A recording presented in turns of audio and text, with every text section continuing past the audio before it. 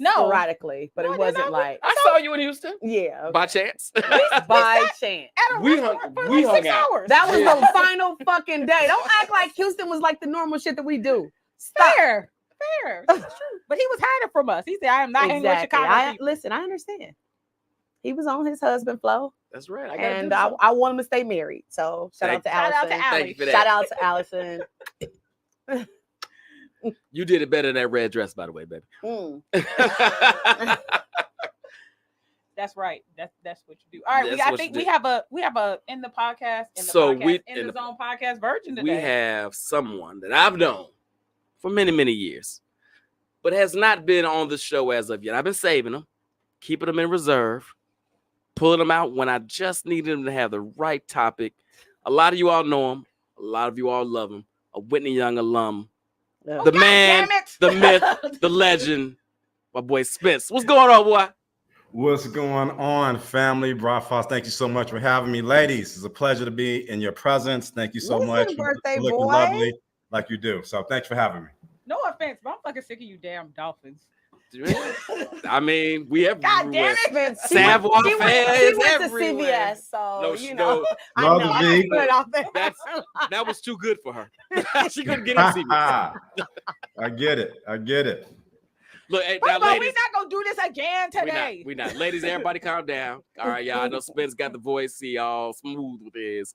Y'all relax. Oh, look, they talking about your blazer. I see. Ah! Yes, they are. That is the flyness. That is the Come on, flyness. man. Come on now. Come Do a on little. now. It's my Hall of Fame jacket. You know what I'm I saying? see it. You know I what I'm see it. saying? You're doing it. Hey, so we're gonna do the thing. The topic today, and this is one we've played around, danced around it for a little while. Sure. I know my Jack and Jill folks, y'all are super tied to your org, and I've got more than one text, call, or email that says, do not come on here and show my organization. I will not. This will be a fair and balanced conversation. Lies. Okay, I might shit on y'all a little bit. But Have they watched this show? it will be fair and balanced, though. I think there are some great things and some things that give me pause. But we'll dive into that. To start us off, Jake, our super producer, is going to play this video that kind of sparked this conversation. I think many of you have seen it. And then we're going to dive in right after. Should Jack and Jill of America Incorporated exist, or does it do us more harm than good? Now, if you don't know what Jack and Jill of America is, you can go to the organization's website for a proper definition. But you could also go to an HBCU or hair salon or barbershop for a shorthand definition, where someone will tell you Jack and Jill is where bougie black people go to have community with each other. It is application based. I was part of Jack and Jill growing up, and some of my friends who were outside of it teased me about that. And it wasn't until I was an adult that I could really see it through their eyes. That's when I saw some of those same friends arguing in loud yelling matches, even crying in some instances with other friends of ours who were inside the organization about the rejection and hurt and outcasting and judgment that their families felt when they were not accepted into the organization years ago. So I ask, is it even worth it for us to have organizations like this that connect certain black families and make others feel outcast? Or are we just taking the same status and elitism and hierarchy that we always feel at the bottom of in the rest of society and bringing it into our world so that we can look down our noses at each other? Now, Now, already now, he's making spaces now and sounds. that's a minute worth of fire commentary. I'm not saying fire meaning it's right. I'm saying fire meaning it's something. It's incendiary. So, you already it's very incendiary. You got it right. It's inflammatory. It's very inflammatory. So to his point, and then I'm gonna pass it to the folks that actually were a part of this organization. You could say this about many of our organizations. You could say this about the Boule. Masonic. You could say this about the Boule. You could say this about Greeks. You could Black letter Greek organizations. You could say this about the 100 Black Men. You could say this about the Chicago Assembly. You could say this about a lot of organizations, about the elitism, the application, and is this just us applying white supremacy theory to ourselves? Is that where we started? Whoa. I'm Look, it only took him 4 years to get on my level. Pause. That's right. So I'm not saying that we are. I'm saying this is the conversation in the table I'm setting today. So I will start, ladies first, of course. Of course. Jen, you had children and were a part of Jack and Jill. Okay. Please tell me your experience and what you think about this. Yes, so I am an alumnus of Jack and Jill. Yeah. The beauty of being an alumnus is that when my children have children, they can just walk up and be like, yo, My mama was a member. I was in, and they just get in. But let me say, I raised my children in the northern suburbs, and there aren't a lot of Black people in the northern suburbs. I wanted my kids to recognize that we were not an anomaly. We were not just some weirdo Black family where both parents went to college. And so by being in Jack and Jill, they got that exposure. First off, we were the poor people in Jack and Jill, like the North Shore. I jokingly tell folks, like, North Shore is Jack and Jill. Like, that's where the real money is. Like Chicago chapters, no offense, y'all play money. North Shore is real money. Like, y'all thought we so, were I'm going to tell you, like, North Shore is, my son got lost in a house where we had to form a search party, and we found him in a theater room watching TV. North Shore is, my daughter saw Porsches hanging from the ceiling and was like, "Mommy, what do they do?" And me driving my Honda was like, the dad is, I mean, so I will say that the North Shore or the Jack and Jill chapters definitely give your kids exposure, give your kids the ability to interact with other families that are just like them, and also exposes them to things that, my daughter at 9 was like, "I'm going to Ivy League school." I was like, "I went to HBCU. Like, I don't know how can I help you?" But those families carried us through my children, my divorce, Ivy League, like everything that my daughter needed, my son playing lacrosse. Like, I cannot extol the virtues of Jack and Jill enough for a family living in North Shore. Now, if I was living in the city, would I need it? Probably not. Because I mean, I got people. I can call Brian, I can call whomever and be like, "Hey, bring your little bougie ass kids over to my house." But in the North Shore, we're all spread out. And they definitely benefited from that exposure, that organization. I really can't say enough great things about it. All right, that's what's not up. where I thought this was going. Yes. I appreciate that because I wholeheartedly see the benefits of, I'm in a area of non-African American folks and African American folks bonding and binding together to give their kids that experience of being around other folks of color. I completely get that lens. 100% get that lens. Spence, jump in. Let me hear about yours. I thought there was going to be some debate in this topic. I agree. There will be. No, I agree with everything Jen said. I'm in Atlanta, so it's a much darker city here. Would I say that it's necessary here? No, because you can walk a block and see amazing people who look just like you doing their thing all over the place. But I'm a girl dad. Brian and I have talked about this. I do understand that as a virgin, as a future Black woman, she's taken on the double burden of her race and her sex. And as an athlete, I'm just all for giving my daughter every single advantage I could possibly imagine. You know, I went to the HBCU and I went, you know, I was a pretty social guy, so I made friends, but it would have been great to have a network I was not a member of Jack and Jill. It would have been great to have a wider network. I have my Dolphin crew and my Chicago crew, but it would have been love to know people from other states or, you know, or the Caribbean or something like that, just because we had a common interest like that. I would have really loved an experience like that. And to the brothers, I don't know who he fucks with, but that was not my experience. I was not in Jack and Jill. And that was not how the Jack and Jill, at least not at our school. That's not how the Jack and Jill kids acted towards us. You know, it was just kind of another byline on their resume. I was on the swim team. What did you do this weekend? We tell them about the meet. What did you do this weekend? Oh, my Jack and Jill chapter did this. We were just trading war stories and getting together. I never felt excluded. I never felt looked down upon. I never had that experience. So I would really be interested in to know what chapter that brother felt that from, or the people who felt rejected. I would really love to know where they're from, because I just don't think Chicago people act like that.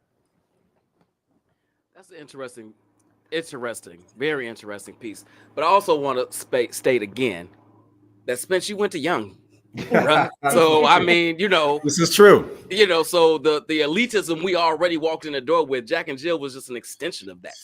Right. Yeah, so Jack and Jill on the west side. I mean, yeah. So I mean, you're not coming if you were at Harlan or Dunbar and you were talking about those Jack and Jill experiences, you might get a different reaction than you're gonna get from Whitney Young, Kenwood, Lane Tech, Slim Bloom kids. So I feel what you're saying, but I do also want to make sure we're saying we were in an elitist environment already. Right. So that was just the cherry on the top of elitism. Absolutely. And to underpin your point, though, I would say in that elitism, if you will, there was a leveling ground there. So if you went to Whitney Young, it was kind of understood you were badass. So we all agree on that. Now what? Are you badass and a dope athlete? Are you that poet? Are you that dancer? Are you that singer? And if you were lame and you were Jack and Jill, you were just lame. And if you were live and you weren't associated with anybody, you were just that live dude. And I would understand that this is anomalous for our special high school, but we judged you on the merit of what you were achieving in that building, not who your parents were, not what you had going on. How were you clicking and how were you rocking in those halls? So I do understand that everyone did not have that high school experience. Yeah, thanks. Sean? I know you got. Now wait a minute. Wait. We said a lot. I'm just bringing you into the conversation. I was gonna say, okay.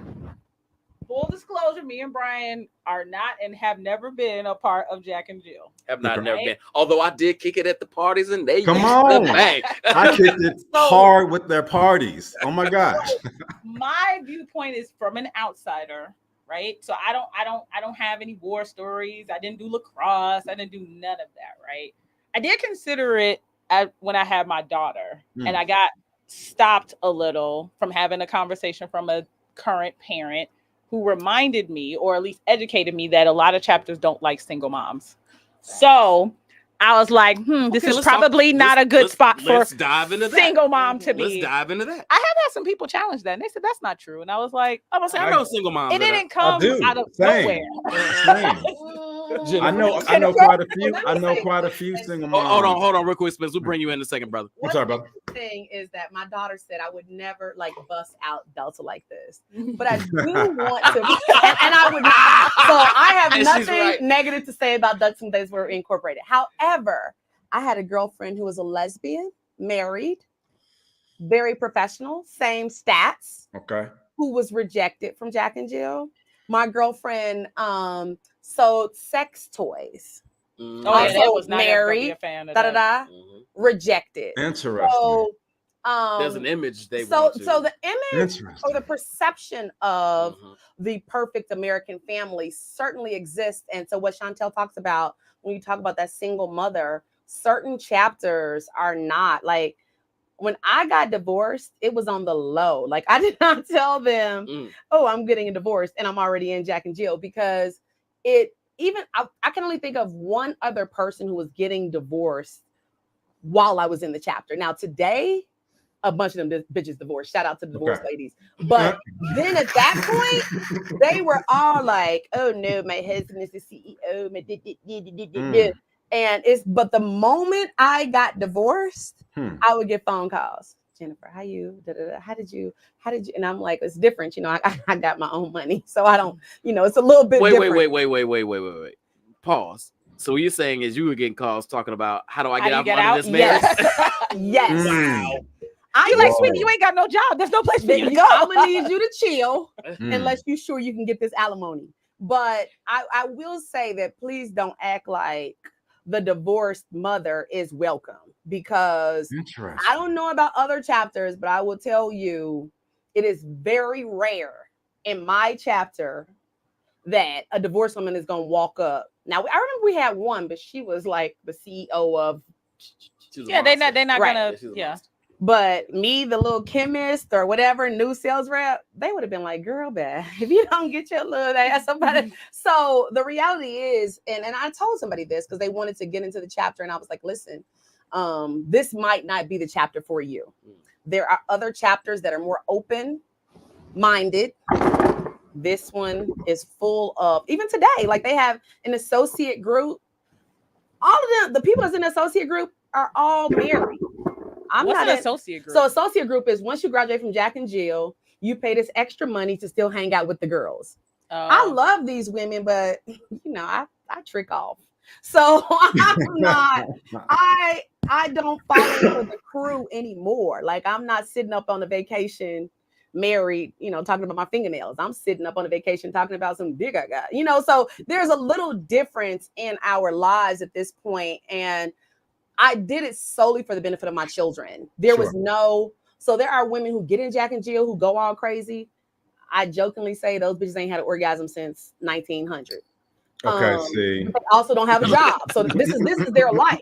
I have a job, I have a life, I have orgasms. So I'm a little bit different than some of the other moms. I love you, Jen. Did you say you got the J-Lo? Jen, did you say you had the J-Lo? You got the job, the life, and the orgasms? Yep, that's it, the J-Lo. That's it. I like you, Spence. I like you back. I like you back. So that was a lot. That was a lot. I think the baseline point was that they are looking, not all chapters, but some, I don't know the number, so I'm going to say some, have images they're trying to uphold of what a Black family looks like, right? I think that's the baseline. So thoughts on that? Did you experience that? Did you ever witness that? But keep in mind that Jack and Jill is a mother's organization. So the dads only get a bird's eye view of what's actually happening. All day. So Jen, I had a quick question. Your lesbian friend, you said she was married. She was married to a woman? Yes. Okay. Interesting. And I wonder how that would play down here in the South too, because they're still surprisingly conservative. Well, they're surprisingly conservative in the Midwest as well. Check that out. So, the way that you get invited is, so I say, hey, Brian, why don't Allison come to these events with me? And then I nominate Allison and my friends in the chapter vote. She had gone through all the events, but her wife was stationed someplace else. So they had never seen, their life together. Sure. But when she submitted the application, of course, now you're talking about, I'm married to Jane. And they like, oh, bitch, I didn't know. Right. That's just everything. Right. And so all of those accolades that she had as a perspective are now thrown out the window because she's a lesbian or she sells sex toys. What's interesting, when I say I get that happens. What's interesting to me, though, is from a divorcee or a single mother perspective, it would seem that those would be the people that would need the support system, the help, the love more than anybody. And to reject them for those on that basis seems counterproductive to what we would think the organization would be. But I would challenge that. I don't think. And again, this is from an outsider looking in. Again, I've never understood Jack and Jill to be an organization set to help families, support families in that kind of a way. Okay. I've always understood Jack and Jill to be an opportunity for people with money, whether it's the low hundreds or a few million, to come together to have social events and maybe do something philanthropic a myriad of times throughout the year. I've never heard of it. I've never understood it to be a support system for families in that kind of a way. But I could be wrong. Yeah, even in the sense I'm saying it, though, it seems like from a financial lens, they fit the mold. They just don't fit the mold of the prototypical American family. Spencer, I want to bring you in. Totally agree. What was your experience here? What do you think about everything Jen just kind of laid out? I was at those parties trying to be cool like you, brother. So I had a great time I was not a member. I did not fully understand the purpose of it until I read Our Kind of People by Graham. You guys read that? And I think that's an important place for that conversation to start. The history of the organization, just to give you the 1 minute elevator pitch, is when things start warming up and our pockets started getting a little bit longer, our income started back in the day, and our income outgrew our neighborhoods. We started moving out, and the white organizations weren't accepting our kids.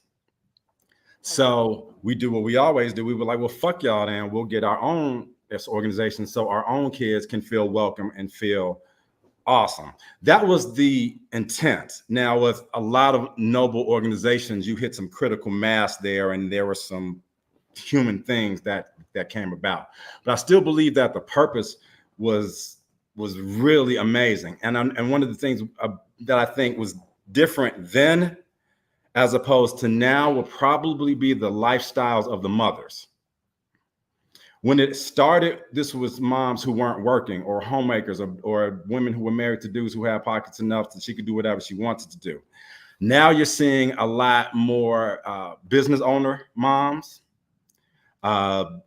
attorney moms owning their own practices, dentists, whatever. So you're seeing a lot more economically empowered moms who are still putting in those hours on their job, on their business, and then taking that time to serve. Like my daughter went on a underground railroad tour down in Savannah, Georgia, and they hit some of the churches and showed them their hit. I'm pretty woke, and I would have never thought to have done something like that for my daughter. I'm so blessed that she had the opportunity to do that. She's got 17 community service hours this year. She says she wants to go to an HBCU. That's going to look amazing on her CV.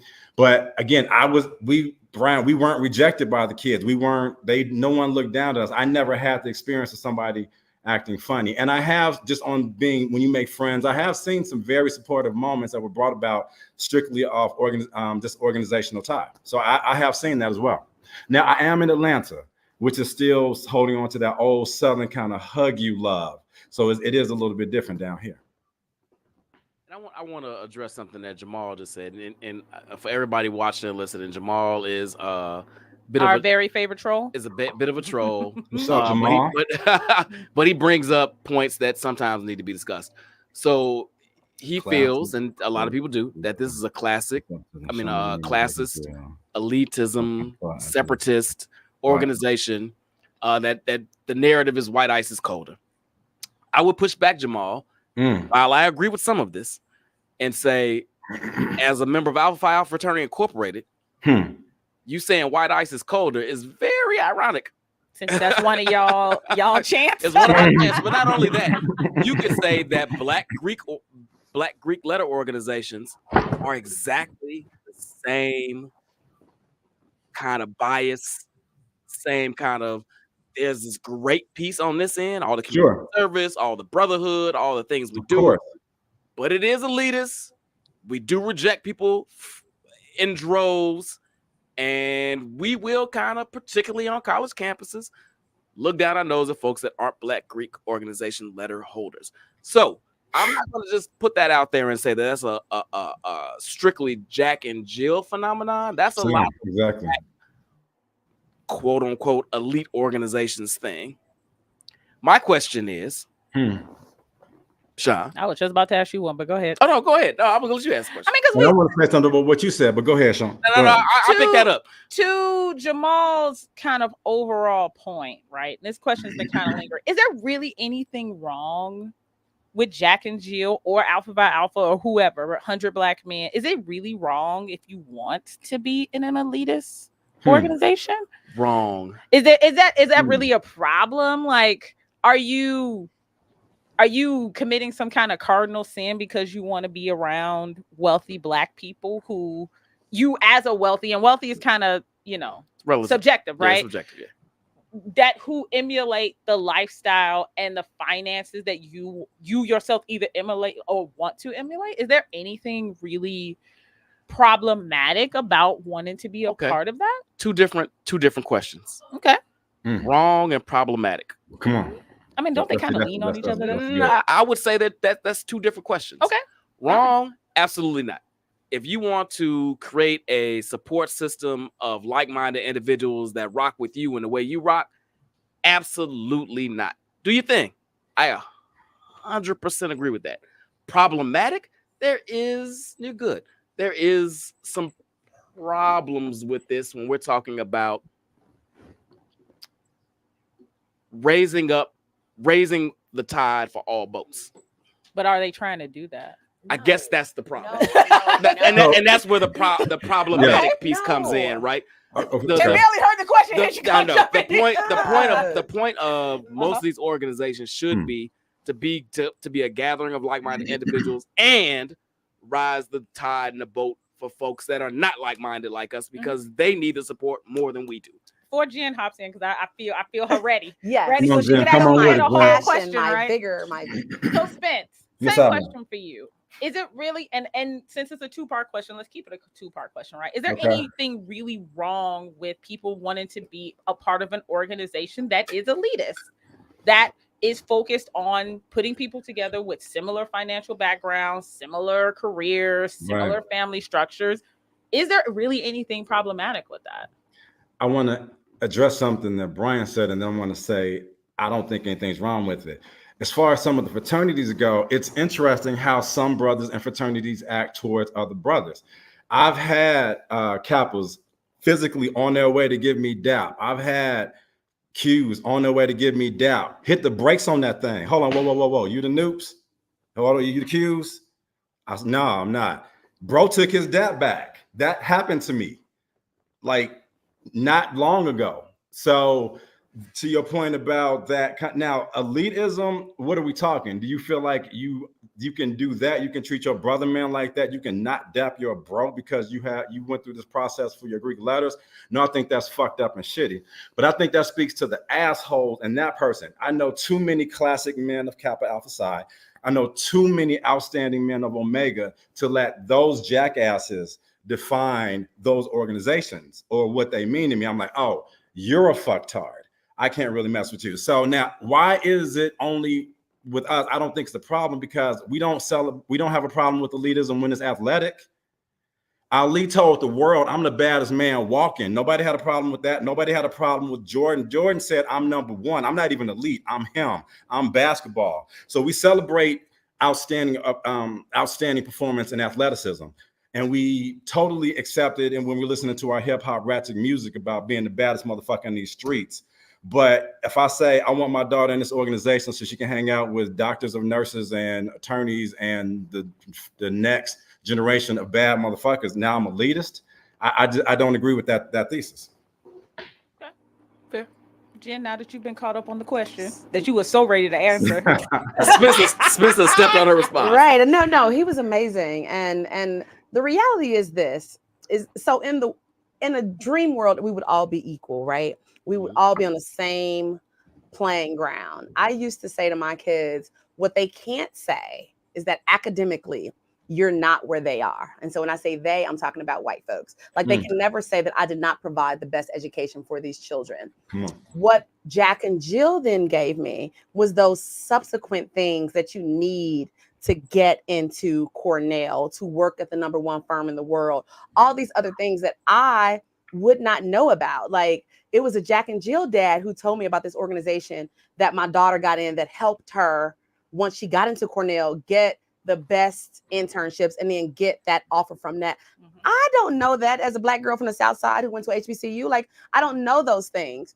So when I write the story of Samari Lauren Gilbert, I have to include the Jack and Jill parents because she would not be where she is without them, because I didn't know about Loyola Academy, which is where she went to high school. She said she wanted to go to an Ivy. I was like, whatever, apply to them. But I didn't recognize at the time until that you have to have this resume to even get in, this ACT score to get in. Of course, I knew, she was going to test well, but she had a 30. And a Jack and Jill mom was like, bitch, that's not enough. A 30 ain't it.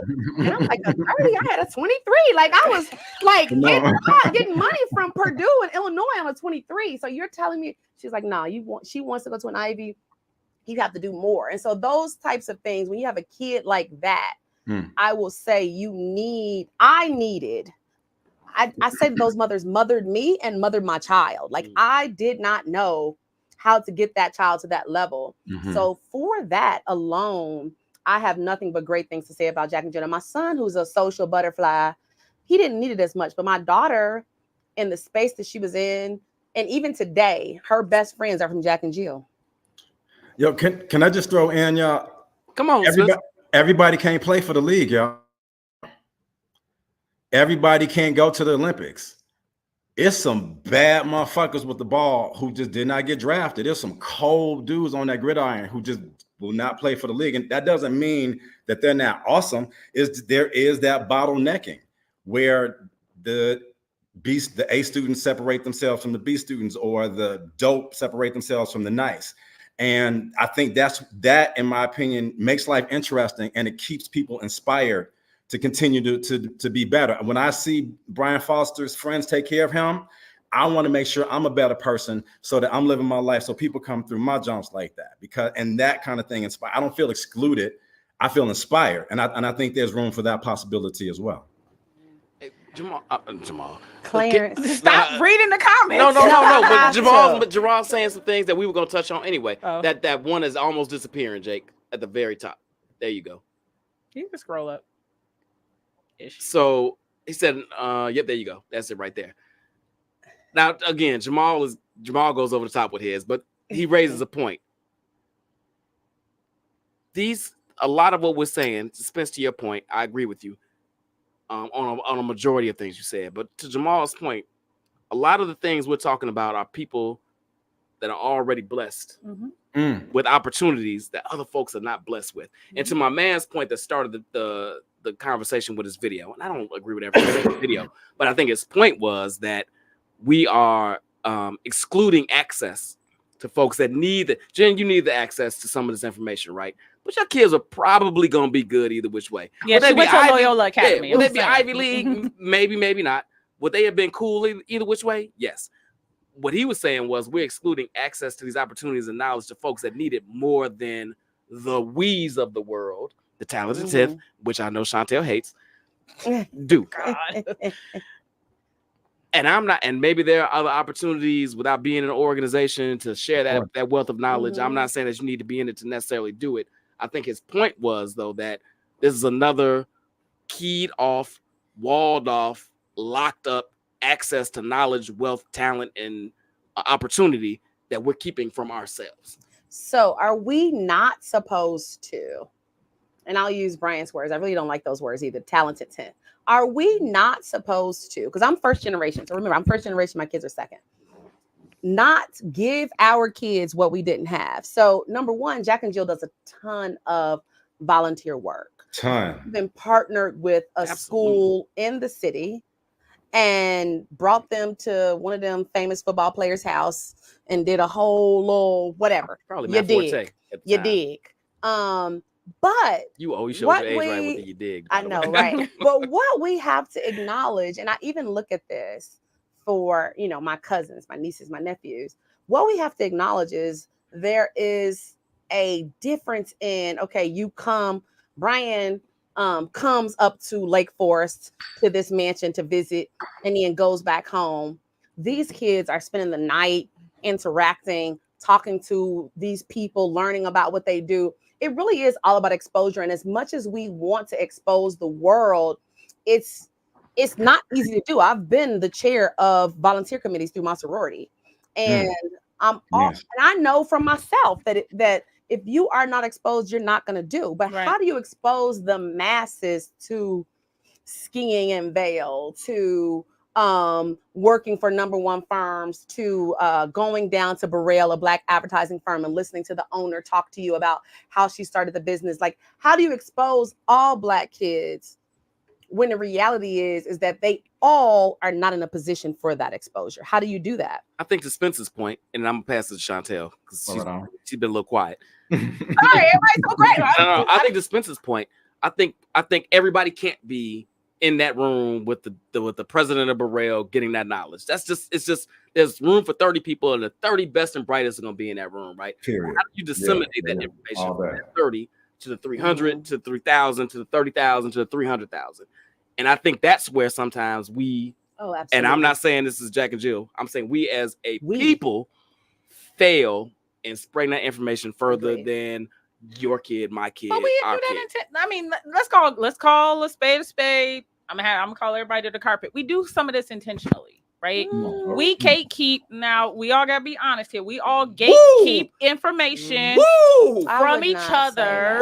Chantel, you can ask me any question. Come on, no. I don't mean like to the people that you cool with. Take Jamal shit down. He got enough shine already.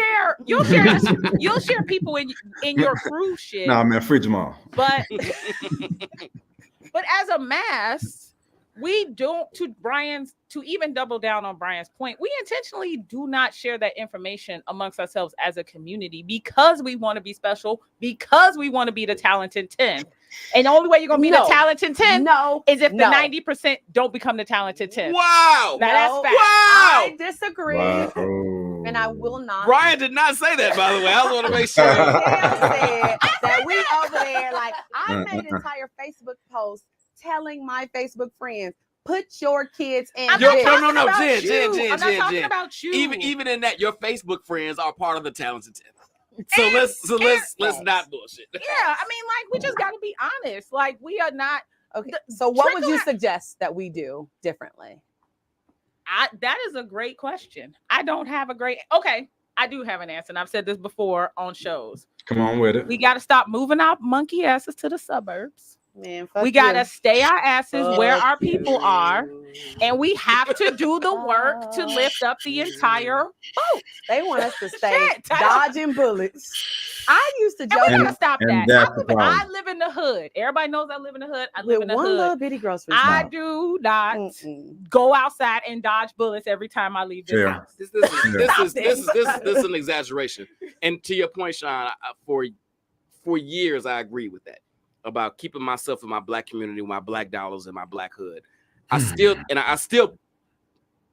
75% of me still agrees with that. But the other 25% of me also knows that I don't have to necessarily live in that community to give back to that community in a myriad of ways. Financially, institutionally, educationally. Fine. But we all also know that sending her child to a private school. Okay, please don't act like Sally is rolling up out there, to the neighborhood school off of 71st Street. Trying to raise the test scores. Why are you trying to wait a minute? I just said 71st. I ain't say 71st. Why you trying to dock me? But is that child going to the neighborhood school on 71st Street? Now let me tell you something. Now I'm gonna out myself because when I put her in that school. Oh shit, y'all done got my wife started in the comments. Y'all know y'all pushed the button. Thank you, Allie. Y'all done pushed the button. When I first put her in that school, I had a completely different mindset of how to get her to another level. And my mindset at the time was she has to be in an environment where kids are going to be groomed to be CEOs, to be lawyers, to this. If she is already at 3 years old being exposed to this type of thinking and this type of, like they talk about executive leadership at fucking 5 years old. What the fuck is that at 5 years old? Which is why people put you their are kids in the Jack and Jill of private school. Facts. So you put yourself in Jack and Jill scenarios. And and there's a 3% black people. I'm very clear about where I put her and why. And I do question myself a lot of times, like, have I done harm to her by exposing her to 95% non-black in this environment? That is something I think about regularly now that I have a different mindset about community and what it means to lift up black people. So I challenge myself on the same kind of thinking. So I am not so black that my kid is at the neighborhood school with other black kids. That's not. But I may have made a different decision had I been in this mindset at the time. You wouldn't. She wouldn't be going to school on 71st Street. Like, who the fuck do you think she is? She's fooling right now. Here. Maybe not Sandy. Maybe Leonard. Maybe. If I could talk on the, if I could speak on the hood piece. Murray language. Yeah, maybe. If I could weigh in on hold on, I want Spence back here. Get back in here. If I could weigh in on the hood piece to the good Dr. Foster's point. I grew up on 53rd Street before, during, and right after the crack epidemic. And I remember thinking a good neighborhood meant you didn't get woke up from gunshots at night. My godmother lived in Peel Hill, and I thought that was like heaven because it was pretty quiet. Her husband was a cop too, and there was that piece. So it was fucking the Gaza Strip over there, y'all. I have hands today because of how many times I got jumped on my way home. I finally got to the leave him alone point with my hands. I do not want my daughter going through that shit. I worked very hard to make sure my daughter does not have to go through that shit. She got hands because I taught her how to marine it out with them. Not because she got to fight girls up out for her just to get to the fucking bus stop. I feel like I went through that so she does not have to. And there's nothing poetic about living in a crime, drug, oppressed neighborhood. It's just not. There are more vacant lots on my South Side neighborhood now than there were in 92 when I left that bitch after they shot up the gas station. So no, I don't feel like I have shit to prove to the hood. I think the best thing I can do for the hood is not live there and give my brothers a way out. And then they're not going to believe me unless I'm not there. I can't be living right next to them talking about, no, come on, let's do this. I got to show them that things are better. So no, I love the hood, but I ain't got to be there. Not at all. I'm gonna challenge that since we've all gotten Chantel on this soapbox. This is what I'm gonna say, right? No, nobody has to live in a hood. Everybody can move out. Hold on. First of all, we're gonna touch on this, and then we're gonna get back on the Jack and Jill topic. Everybody can move to Highland Park or Oak Park. Y'all can do whatever y'all want to do, right?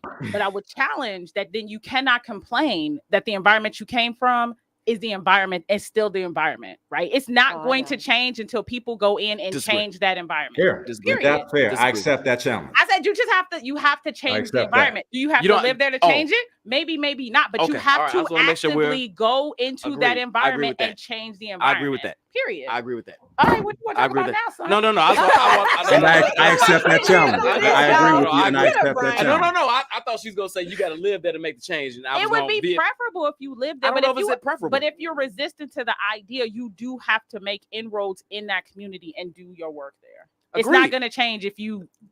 That I completely. If you just roll out. Agree. Agree. You can't take your time, wealth of knowledge, and just abandon the hood. Be like, fucking hood sucks. Yeah. I don't know why. Yeah. Agreed. Anyway, you got questions. You've been off the dome. No. I have been off the dome most of this. Go get us back on script. Get us back on script. Let's get to the Jack and Jill. Look at my little sis. What up, little sis? Let's get back to how you gonna say okay, Sean, and not speak to me? Right. You didn't even say hi to your big sis. I'm not raised you, girl. Thank you. Okay, so we've talked about. I'm curious. Why don't you guys see this as elite? Well, not you, but Spence is like, I don't think this is elitist. That's curious. Go ahead. Go. Ask him the question. I mean, I guess that's an interesting question, right? Spence said that he challenged the idea that Jack and Jill, Alpha Phi Alpha, or 100 Black Men are elitist groups. I guess I would question, how do you not see those as elitist groups? More than a fair question. And no, I'm not going to sit here and pretend like it hasn't happened. I have all of the Black bourgeois cards that you can play. I'm a Morehouse man. I'm a Howard Bison. I'm a member of a couple of organizations that some people would. I belong to some things that people would definitely consider elitist. I have come across Morehouse brothers who may have been a couple of classes ahead of me who didn't recognize me because I grew my hair out since then or whatever. And I saw how they treated me in that Morehouse connection, and it was that bullshit. It was true. So no, that is there. I'm not pretending like that is not there, but it goes back to my point of, I think that speaks more to that people. Some people are just funny acting. I'm from Chicago. You know how we are. It wasn't until I got to Morehouse, I did not know Black folks didn't speak to Black folks. That was an experience I had to get when I got to the house. And then, I kind of rolled from there. So no, there is that element, but I don't think that speaks to the organization. I just speaks to that person and whatever it is inside them that makes them feel they have to act some kind of way because of their school or because of their affiliation with some organization. So do I think the organizations themselves are elitist? No. Do I think some people use that as their caveat to camouflage their insecurity and act elite to cover up whatever they feel like they're lacking? Yes, because I've experienced. And yes, I flexed the bombs. I've dropped the Whitney Young bomb. I've dropped the, I've let them know, and I've watched everything change. The way they talked to me, the way they looked at me, the way everything changed. So no, that's there, and I'm not going to pretend like it's not. And we need to work on it. That's totally fair. I can roll with that. All right, Jen. Misconceptions. What do you want me to say? Misconceptions. He brought the elitist part. The misconception with Jack and Jill. What I think that people underestimate is the benefit to the children, because the reality is it's a mother's organization that benefits the children. So once the children become teens, they run their own organization, meaning they literally have a president, vice president, all the way through regional and national levels, as well as raising funds and doing public service at their level. We only act as advisors. Like I was a teen advisor. They have regional meetings that are 500 Black kids that when you look at them, you are so proud and so amazed. So I think do I think it's elitist? Yes. I'll say that. It's an elitist organization that everybody can't be a part of. However, the benefit to the children, the leadership skills, the communication skills. Like both of my daughter was a national officer, my son was a local officer. to get in those positions and lead those organizations as the secretary, learn how to give speeches, learn how to communicate. They would then have to come communicate with us on the adult side of what they wanted to do, if they wanted to implement something. Like those develop skills that help build their resume. Like I honestly cannot say enough about the benefit of being in the teen organization for Jack and Jill. Like it is truly an experience, lifelong friendship building, as well as lifelong leadership skills that you then carry on into your adult life. Nice. I love it. I love that. Let me say some shout outs real quick. My boy C. Morgan, what's going on? Chris Levy, what's happening? What's up, who else we got out here? Leslie, what's going on, Leslie? We're doing. I was saying when I see him, we got Chico in here. My cousin. Okay, what's up, Chico? Who else we got? We got Sharice. Soror, Line up, my girl, line up, of course. Mike Gully, what's happening, baby? I want to make sure we see some of these folks. These are family. I want to make sure we shout them out. And shout out to Allie Foster. And shout out to the wife. What's going on, Dr. Foster? No doubt.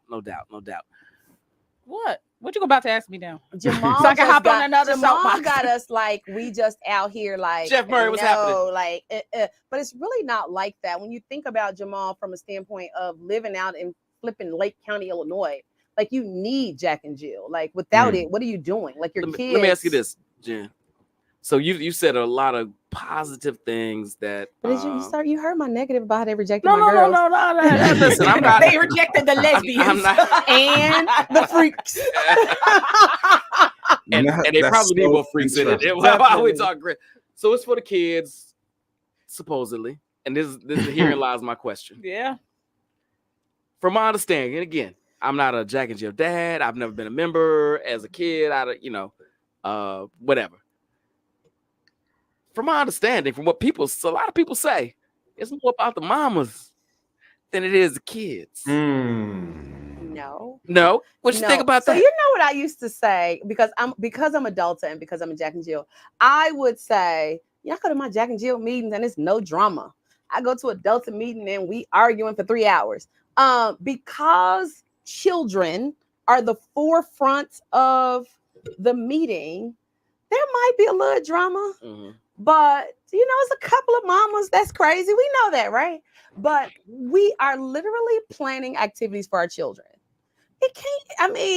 For us, now this is North Shore. I know how some of y'all other chapters roll.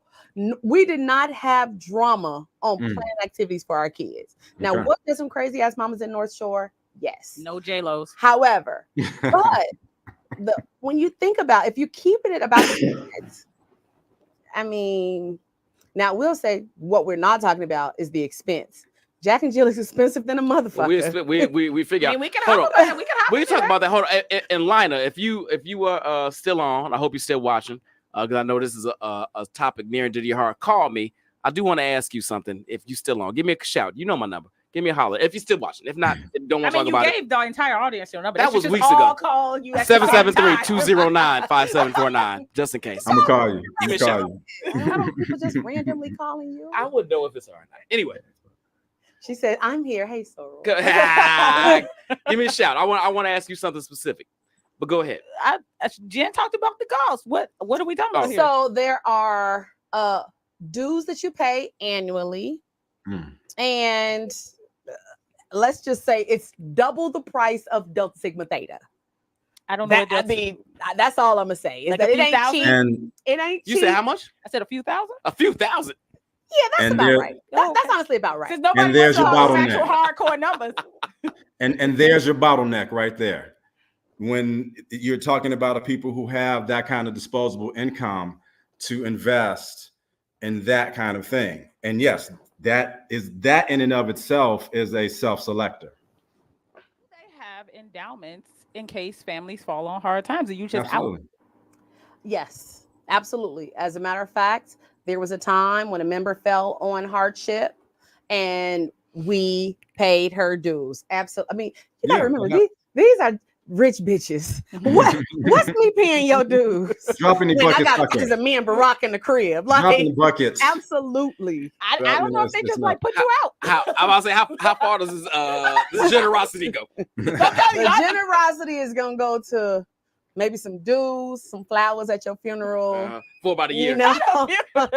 so if your hard times go 2 years, well, what happened? I don't know. Right, you got to go to Bobby and Billy. You can't be in Jack and Jill. No, but this is another beautiful thing about Jack and Jill. If you need to take a leave. Oh, Nikki said. Oh, Nikki, you call me too. I want you.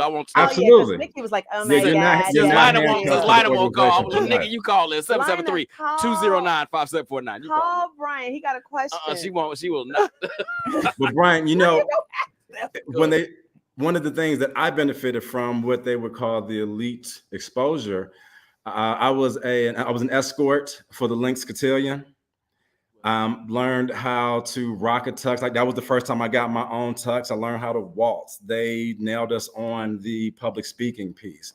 And one of the things that was different then is they were all about prepping you for the next step, whatever that next step was. I was able to give a presentation on a corporate level on how to eat properly and which utensil to use and I learned that from Lynx when I was a senior in high school. So so that kind of exposure, and I'm not saying that we need to go and eat like this and do the things so we can be like any kind of people. I am saying that is an invaluable tool to have in your playbook to whip out when you want to. No, I will definitely judge you if you hold your knife like a right from the kids' perspective. So they are being exposed to proper etiquette. They are learning how to do things that are technically white sports, lacrosse, skiing, golf, like all these. I mean, I say technically. I'm gonna say technically because some of the best tennis players are black. Some of the best lacrosse players are black. So why they're not technically? Okay. So my point is to get that exposure and then carry that out to your professional life, your adult life, because of what you learned in Jack and Jill. I mean, it's so many benefits, and I truly wish that everybody could be a part of it. So I agree with that. The exposure, but the reality is you can't. Is there a way? Is that the reality? I know that you all challenged me on this. Is there a way? And this was actually one of my questions. What would you like to see differently with Jack and Jill in its current iteration, outside of letting the gays and the sex toy moms in? Like, what ways could they, dare I say, improve in 2024? I mean, even if they, so some of those things that you're exposed to, they shouldn't be limited to Jack and Jill. Like, what if, like, I never knew of an investment banker. I had never heard of that. My daughter learned of investment banking from Jack and Jill. What if Lil Bobby from 79th and Exchange learned about investment banking? Number one, he's going to be paid out. Like, I mean, just to follow that path to get there. So I wish that the exposure on different careers, like maybe Jack and Jill could do a career fair that wasn't limited to Jack and Jill kids, because I need them all to talk to my friend Eric, who is now the president of a major bank in Chicago, who taught my daughter about investment banking. Like, just think about that. Like, I wish I would be an investment banker today. Like, my daughter's too fucking lazy to do it because she don't want to work that much. But they do work a lot. For three, not for three, but for 500 G's, I work a little bit more. So I think that the exposure for everyone, like everybody should have that access. We don't care about the golf, the tennis, the whatever, but to know about investment banking at 11, like my daughter walked in the house and saw those Porsches and was like, what they do, because I'm gonna do it. You gotta do it. That question. She did that it. question right there. So I just wish that everybody could learn that. Absolutely. And same question for you. What would you like?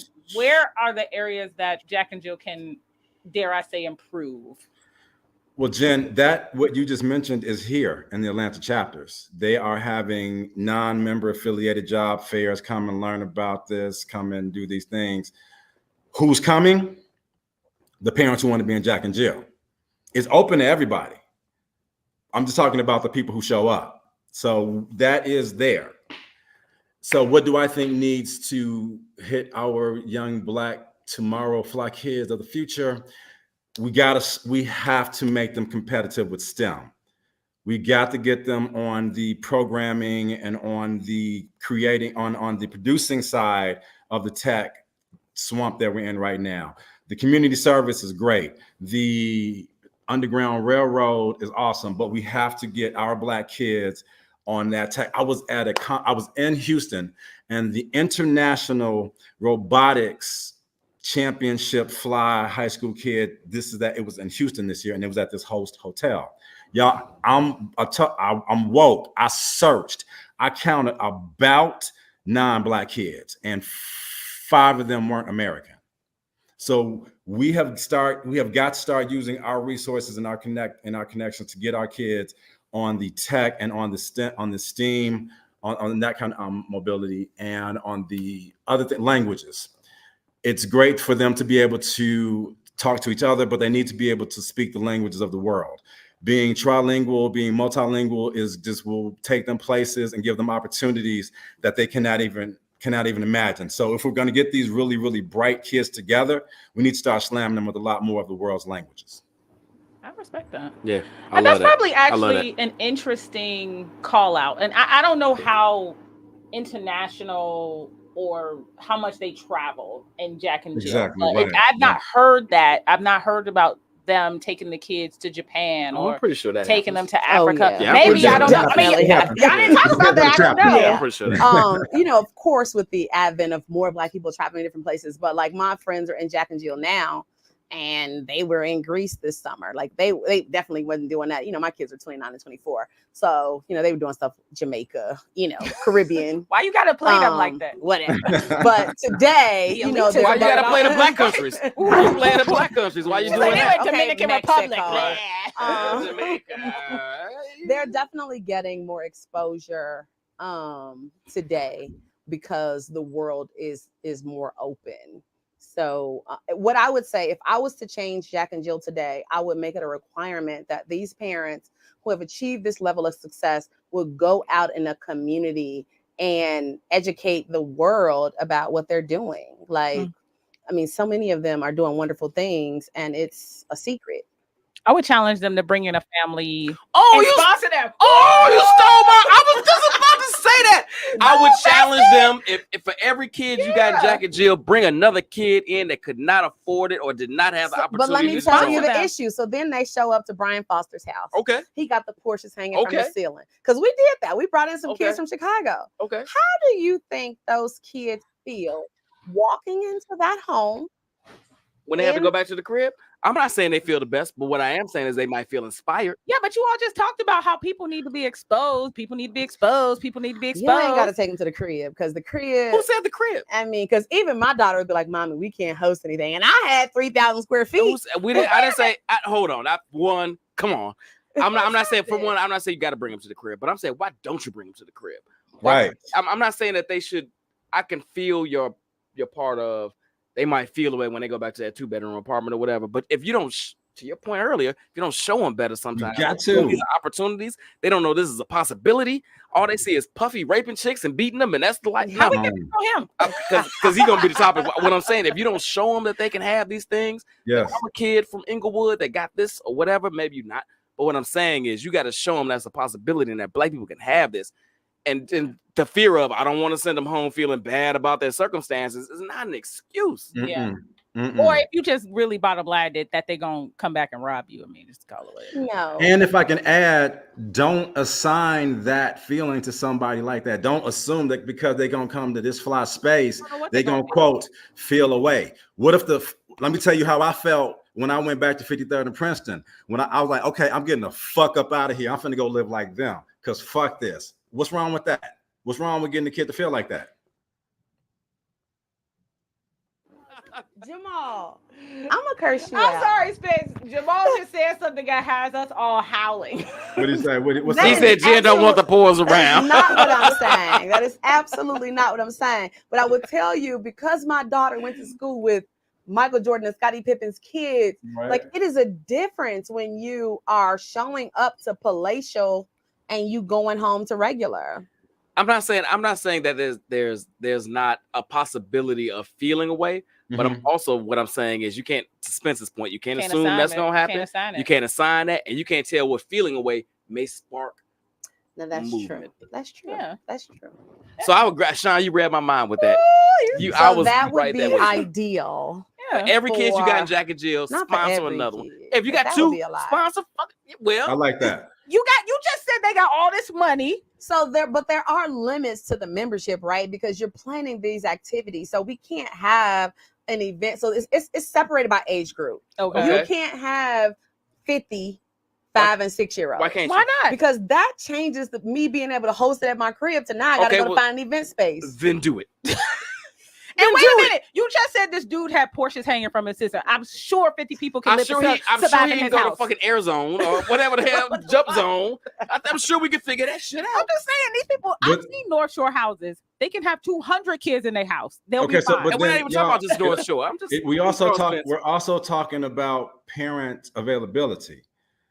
We, as members of BGLOs like you are, you have your T-shirt wearers, and they are the most, demonstrative members until community service. Thanks. So we can get them in. I'll sponsor 2 families, but if her lifestyle is not going to afford her the time to be able to show up to the mom's meetings, to be able to bring her kid to the community service, to take off that weekend to go and sponsor the kids when they take that trip, sure, they can be a member, but are they going to get the most that they can get from that opportunity? And that is the challenge. I guess that's my challenge then, Spence. It's not just about, as typically it is in our communities, it's not just about you investing your money. Mm-hmm. It's about you investing your time. So if that mom is working a double shift and the reason she can't afford it is because she's doing that, then you have to, because you got the time, figure out a way to make that happen for those kids as well, because that mom couldn't. What we often do is we write checks and assume that that's going to cure the ill, or feel better yet, cleanse ourselves of our responsibility because we gave some money. Mm-hmm. That ain't gonna do it. I like writing a check. It's true. We know that ain't gonna. I'm not saying. That's right. You don't want the pores at your house. Hold on. And let me be very crystal clear. Yes. We need the money to make the movements we want to make happen. Sure. Because I was about to start preaching. Right on. Yes. Writing that check. We need the money. We need the time too, though. Yeah. I think we need the mix. We need the people who can do all of the things. I was in Rankin Chapel at Howard, HU, and they were having some kind of fundraiser, and everybody did what they could, and they shot the number up. And then one dude just walked up to the altar, whipped out his checkbook, and he shot the gap in one check. I think it was for like 56,000 bands. He didn't have to move no money. He didn't have to call nobody. He just made that problem go away with one check. We need those warriors in the fight too, because the light bill company, they don't care what you're doing in that building. The light bill got to be paid. I mean, and I think you can identify who's who, right? You around these people every day, all day for multiple years on end. You know the parents who would be more hands-on versus the ones who gonna write the check easily. Like, let everybody play their part, but somebody has to play the part to usher these kids in and expose them. Somebody has to do it. I'm sending an email tonight. I agree. I want y'all to have some kids from Waukegan and North Chicago and Zion in the chapter North Shore. Good luck. But see, but what you said right there, brother, it is a mom's organization. As men and as I have fun with all the Jack and Jill opportunities that I get to kind of piggyback on, but there's only so far as a dude we can go. I know some really great connections. I know the president, here and there. I could drop a name, but as men, there's only so far of a pitch we can make outside of the check and our time for, what the women decide and the moms decide is to be done. So there's that element as well. I mean, that's our lives in general, but we're not. Let's start wrapping this up. What does Allie disagree with? I want to know. Oh, that's a great point. Allison, you said you disagree with this, and I'm assuming she disagrees with my supporting financially isn't enough. Depending on the check you write. You write $1 million check, that might be enough. That's going to take care of some problems. Yeah, that's going to alleviate some issues. So, babe, you can either call in or put it in the chat. We're interested in what your I don't know if $1 million check is enough. It depends. $1 million check. I mean, first off, wait. Problems. Hold on. I don't think it's enough. Yeah, enough to do what? It's enough to raise the funds, but if the kids aren't there to enjoy the funds, then if the $1 million check then allows for I don't know what the dues are, 500 kids to be a part, and then cover their expenses. Okay, fine. And then get a driver to take them where they need to go. or Uber or whatever. Are they doing it? Is I guess my point. What I'm saying is sometimes if you have enough financial reach, your time isn't available because you're making that money. That's fair. All I'm saying is money is not enough. Is it helpful? For sure. I agree. It's not enough. Money is not enough from everybody. What I'm saying is if you write a big enough check, that might be enough to motivate other people. To give other people the opportunity to do what they have the opportunity to do. Okay, that's all. I can roll with that. Allie said no though. Yeah, what did the good? I'm curious to know what the good doctor disagreed with. I don't know. She texted it right now. No, don't you be spending our money? See how they walking the dogs. Now she don't have. Now she ain't got. I just don't. And again, that bottleneck with it just does not need to necessarily be 500. Now, do we need to figure out something to do with the ones that don't make that maybe 30 to 50 slot? Absolutely, and I'm totally ready for that conversation. But I don't care what it is. Jen, you said you're a Delta. Every sister who wanted to step did not make the step team. There's going to be a bottlenecking of life where sometimes the A students pull away from the B students, or I would love to have been born with Kobe's height, speed, and athletic superiority. It just didn't happen. I had to figure out a way to be badass my way. And again, I don't think there's necessarily rejection. There's a bottlenecking. If it's Ivy League, if it's HBCU, whatever it is, there's going to be an opportunity that a kid wants that for whatever reason they don't get, and that's going to make them who they are. Jordan is Jordan because he got cut from varsity his junior year. That's what made him the man. That rejection. So I don't think we need to fear our kids' process, nor doubt their resilience to be who they were meant to be. Okay. I hear that, but Jordan's look at this. Jordan's rejection from the team wasn't based on financial premises. It was based off the fact that he sucked. But maybe, maybe if Jordan had played in a bunch of club sports, which we know is also based on money, if somebody had the money to put him in it, and club sports weren't really a thing back then. But my point is, and I don't disagree with you at all, man. Some things are completely talent based. Period. That's it. Everybody can't go to the Olympics. Everybody, because you just don't didn't put in the work or don't have the talent to do it, or both. No, everybody does not deserve to run with Sha'Carri. You got to be the top 8 people on the planet to have the honor to race her. I agree. That's how it is. But if the qualifications were you got to pay $1 billion to run as 100. Well, so then you got a whole bunch of old slow white motherfuckers out there setting world records because they could afford to play, and that's where I differentiate between the talent and the opportunity. All right, about to wrap this up. Get some final thoughts. Do the thing. All right. You host this show too. Don't be asking me. Like he not the boss. This is what I'm saying. I'm the talent. See, I like Allison. Yes, Allison. Yes. All right, let's start wrapping this up. Spence, final thoughts about this whole Jack and Jill elitism. I mean, I feel like you so eloquently wrapped it up in that last comment, but wait, hold on. He did. No, I'm not. I agree with him, but I put Allie Foster's last comment up. What did Doc say? I want to address that. Do other things. Yes. Do other things. Folks aren't doing other things, Allison. Everybody is doing something else. And I don't want to hear that shit. Folks aren't doing other things. They are. Not everybody. Some people are. A lot of people aren't. Yeah. I mean, you got Upward Bound. There's some people doing Upward Bound, but there's a lot of other organizations that do a lot of other things. I don't disagree with that. Right. This does not absolve people from doing what they can because they happen to be a part of Jack and Jill, and that's what they do. I 100% disagree with this. I also would challenge an organization that I've heard tout that they service the community. This does not feel like service in the community, in my opinion. Now, maybe their idea of community is different than what I hear when I hear the word community, but I don't. If we're talking about lifting up the community, this is not the way to do it, in my personal opinion. So my close a specific community, yes. No, because the public service that Jack and Jill does supports the entire community. Agreed. We don't go over into Northbrook and do a book drive. Agreed. We are doing public service for the community of people that look like us. Agreed. And so for that, I really, honestly, I have nothing negative to say about Jack and Jill.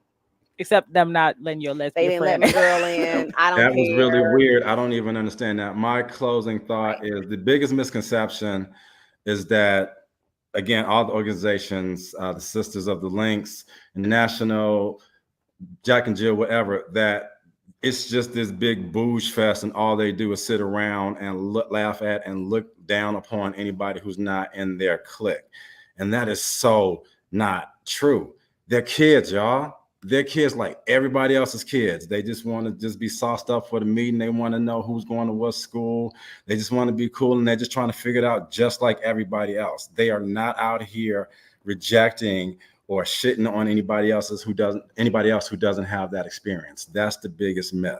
And my parting statement is you do not have a right to shit on Jack and Jill, the Links, BGLOs, Masonic, Boulay. You don't have a right to shit on them if you are not personally doing something for our community.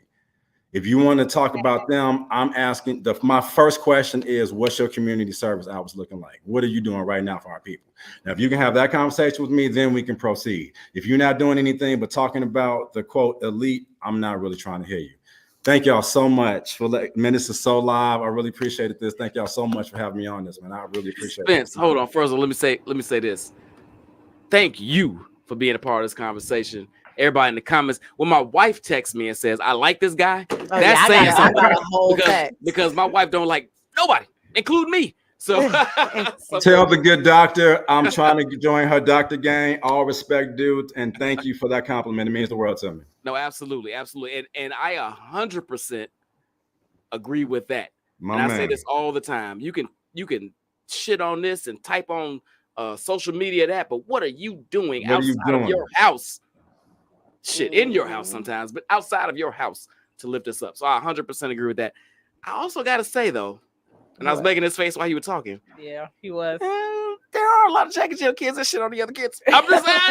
I mean, the dude on the thing said they were shitting on the other kids. I saw it when I was in high school, and I'm not saying all of them. I'm saying, but there is a level of look downism sometimes, but to your point earlier, Spence, that's really more about the individual, the kids, the parents, how they're being raised, the organization. Agreed. Sean, we got a whole nother guest over there. Oh, I'm sorry. I thought Jen already. I'm sorry. No, I feel like I've said enough. No, say more. Say more. Come on with some more. Well, really, the purpose of Jack and Jill, when you look at the organization, which was founded by one of the founders of Delta Sigma Theta, by the way. That makes sense. When you look, when you look at the history of the organization and how they started, why they started, it was really to bring like-minded families together. Exactly. Never to just exclude. We talking about they were living in Lake Forest in the early 1900s. Sure. And what that was like. Sure. Yeah. So if you keep that and the children in mind and the benefits that the children receive and take out all of this, are the mothers fighting? Is it elitism? Then you remember, and please remember, we're still a disenfranchised group. Mm-hmm. These kids are getting exposure to things that I will say for the three of us, and Brian grew up rich. The three of us never. Your mother was a teacher. Never, right? You know the teachers were. Never got exposed to. So for that, I cannot extol the virtues enough. If you have the opportunity to join, I recommend you going to some of their open events and consider it for your children. Unless you're lesbian or a single mom. And it was true. And sell sex toys. In the city, you can do whatever you want. Please, if you sell sex toys, please join. Not all chapters are the same. I look forward to my children joining later. She probably is a member of Jack and Jill. And the richest bitch in the chapter. Oh, me? No, Candy Birds. No, I meant, is it my turn? Okay. Bottom line is, I actually don't really have a problem with these groups, right? I don't. In general, I don't have a problem with them. I understand their purpose. I think they are slightly disingenuous with their goals, but I'm not in it, so fine.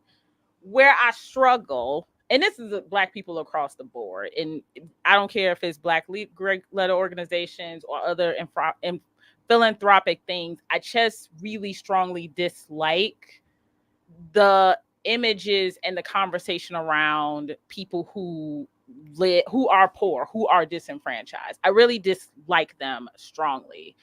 And I guess that's where my pushback comes to these organizations. It's just I don't know. I'm trying to like sum up my whole thought. Yeah, because I don't get it. You lost. Even like the conversation we were having, Sally to the most bougie school in the city. We've already talked about my struggle and my double-mindedness about that, right? Fair. I just think we should make choices. If we're making the choice to do those things, that's fine. I struggle to see the benefit for the collective as a whole is probably where I'm landing. And so maybe I just don't see it, and I can own that. Does everything have to benefit the collective? Well, when you talk about the collective as in there's a lesser than, I would have questions. If you don't talk about the lesser than, then I guess so. If you look at Black Greek-led organizations, for example, you can't all get in. So is that elitist? You really want me to answer this question? I thought we already answered this. But it's with the exclusion is not the elitism part, I guess, is because to Spence's point, everybody don't get into U of I. I was about to say Harvard, but Harvard is elitist. Everybody doesn't get into U of I. Everybody doesn't get into Northern. Everybody gets into Eastern, right? Everybody does get into Eastern. That's just wrong. That is just wrong. Everybody does not get into Eastern. Shout out EIU. No, a lot of love y'all, man. Shout out EIU. Thank you for proving my point. University. Theta chapter. Thank you for proving my point. I don't know. I can't sum up my thought right now. I have a lot of them, but I don't have a problem with them. But I struggle with these groups as a whole. I will say this. Is my closing thoughts. I talk a lot of shit about a lot of things, and Jack and Jill has sometimes been the target of my ire. Sometimes. But I completely understand its purpose, its passion, and its benefits to those who are members, kids and parents and families alike. I completely do. These things are extremely tied, like very tied to Greek life, Black Greek life, and other organizations, 100 Black Men, as I started this conversation, right? And most of these organizations, if you do your homework, will show you the great works they do in the various communities of Black and brown people around the world. All day. So while you might find them quote unquote elitist, their basis, their roots, their fundamental being is based around support of folks that quote unquote couldn't get in, or quote unquote weren't allowed in, if that's how you want to play the game. So most of these organizations were formed and rooted in, we originally could not get into organizations. We couldn't get in the country club. We couldn't get into these things of that nature. Yeah. And then we do. And I say we because I'm a part of a lot of these things. Reach our hand out. Some people say down. I don't like that. Reach our hand out. Yes. To others to bring them along on a journey with us. So while I might talk a lot of craziness about the bouginess and the tattoo and all that, as long as the fundamental values of what the organization was based on, most of the people, you can't say all the people because that's just not realistic. If most of that is staying true to its purpose, even if that's, in Jack and Jill's case, showing our kids, even the most fortunate of our kids, that there's more out there in the world than even we could show them in our scope, I'm for it. I'm with it. All I ask is that everybody reaches a hand back to bring everybody else along with them that didn't have those opportunities. Totally fair. That's all I ask. That's my final thought on it. Yeah. Told you I was struggling with this one. Normally I have something very insightful to say. I guess I saved it all for Chris's show yesterday. Damn it, you and Chris. All right. Hey, Spence, salute my man. Appreciate you. Love you. And for a in his own version, you bust cherries all over everybody, baby. You did your thing. Jen, as always, appreciate you being here. Sean, we do our thing as always. And more importantly, I appreciate each and every one of you for every comment, every eyeball you put on the show. Thank you. Thank you for entertaining this conversation. Absolutely. And I hope you learned something. We haven't decided what we're doing next week. We will figure it out. That's not true. Oh, what are we doing next week? Well, I would like, now I don't know if this is going to land, but I want to talk about Marcellus. What's his last name? The guy in Missouri that just got executed, even though there was tons of evidence that was saying he was completely innocent.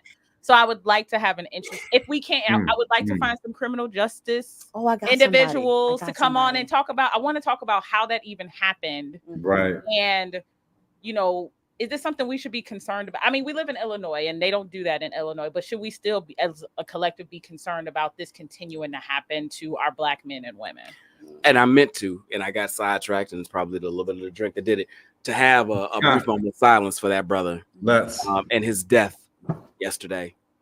Unjust, unfortunate. It's unbelievable. Unbelievable. Let's 2 seconds, 3 seconds, 5 seconds. Everybody, let's just take that 5. Let's do it.